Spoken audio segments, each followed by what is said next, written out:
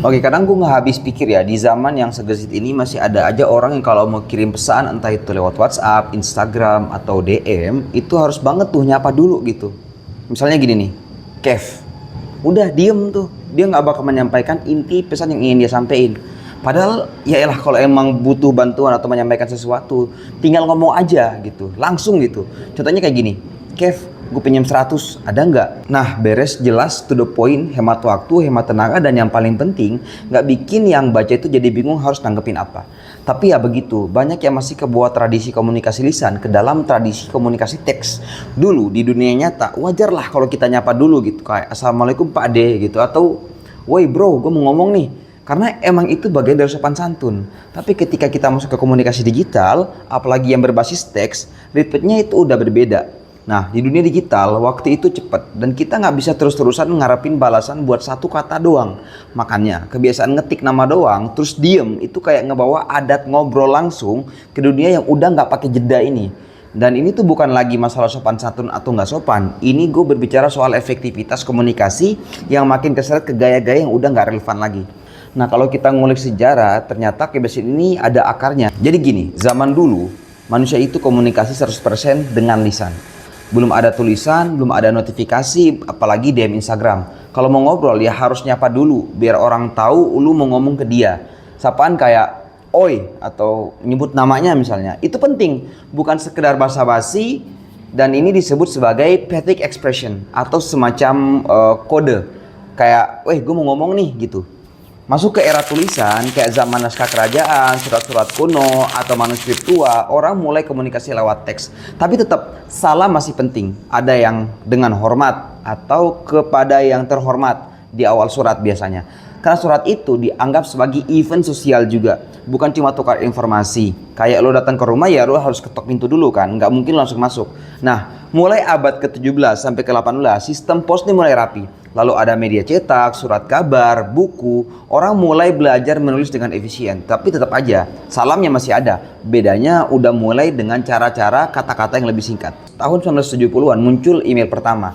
Zamannya Roy Tomlinson. Dimulailah era digital itu. Email itu awalnya formal banget, kayak pakai Dear Sir di awal atau Regards di akhirnya. Tapi lama-lama, apalagi sejak Gmail muncul tahun 2004 dan iPhone keluar 2007, gaya email ini makin santai. Kayak ngobrol tapi lewat teks sapaan, dan mulai ringkas itu mulai muncul. Kayak Hai Panji, itu udah cukup, itu udah bentuk sapaan. Jadi bentuknya udah nggak formal-formal banget. Nah, lanjut lagi pas WhatsApp, Telegram, dan segala jenis chat instan mulai meledak, komunikasi makin real time nih. Tapi uniknya, salam malah makin pendek atau bahkan hilang. Diganti dengan emot lah, stiker lah, atau sekedar dengan emot. Ini disebut sebagai textual paralanguage, tulisan yang berperilaku kayak suara. Jadi ya sapaan lisan dibawa ke teks tapi bentuknya berubah. Sekarang kita masuk ke fase reoralization.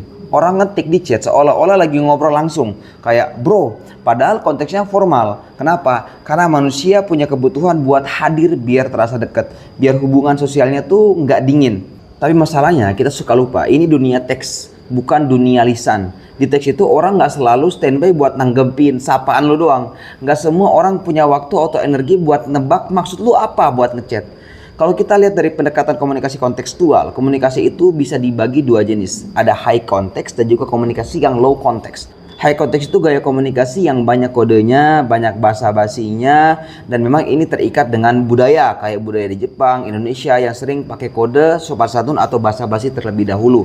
Sementara low context itu kebalikannya, langsung to the point, minim basa-basi. Orang ngomong ya udah, maksudnya jelas di kata-katanya gitu. Gaya komunikasi ini lebih sering dipakai di budaya Amerika atau Eropa. Karena mereka terbiasa berkomunikasi dengan orang-orang dari latar belakang beda-beda. Jadi harus jelas dan to the point. Nah, sekarang kita hidup di era digital, di mana orang itu komunikasi lewat teks, chat, email, DM. Harusnya komunikasi digital ini idealnya low context. Kenapa? Karena lu nggak bisa nebak maksud orang dari ekspresi muka, nada suara atau gestur. Jadi ya harus langsung ngomong inti pesannya.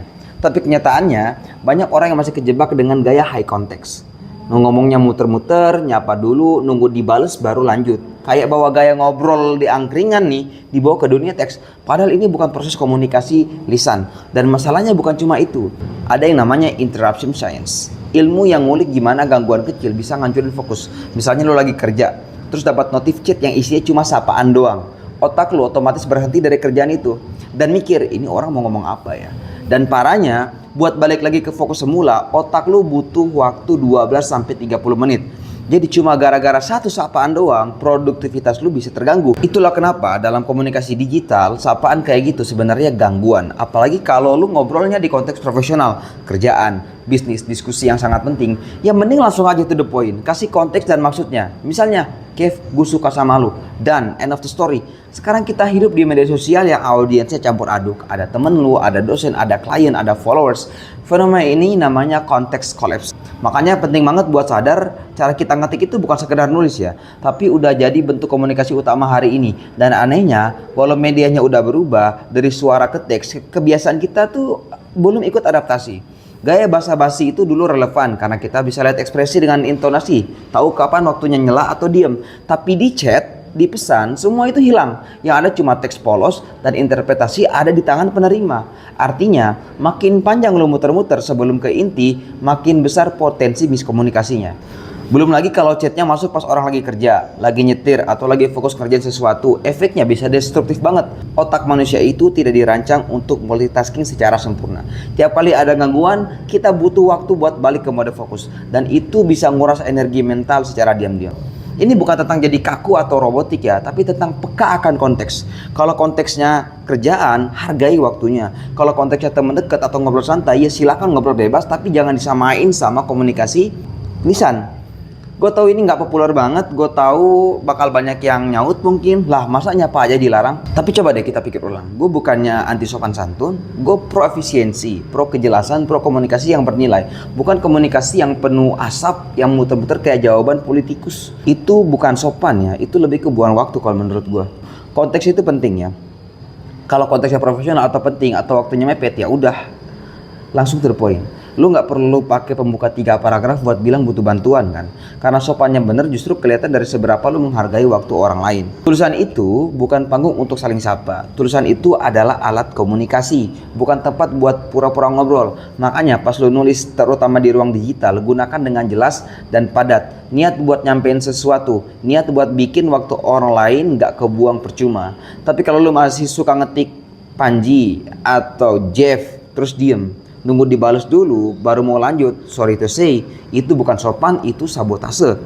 Iya, lo lagi sabotase komunikasi zaman ini, zaman dimana semua orang lagi berusaha cepat, efisien dan fokus, dan lo datang kayak orang yang nggak jelas dan bikin komunikasi itu stuck. Ini bukan cuma soal gaya ngomong, ini soal cara lo menghargai waktu dan perhatian orang lain. Karena di dunia sekarang ini, dua hal itu, waktu dan perhatian, udah jadi mata uang yang paling mahal. Kalau lo dengar ini dan mikir, selamat, lo bagian dari revolusi. Revolusi cara berkomunikasi yang lebih to the point, lebih menghargai waktu dan lebih sadar akan konteks. Tapi kalau lo masih tersinggung, kalau lo ngerasa kok kayak nyindir gue ya mungkin lo emang orang yang suka nyapa dulu baru ngomong dan belum sadar bahwa lo lagi buang waktu semua orang.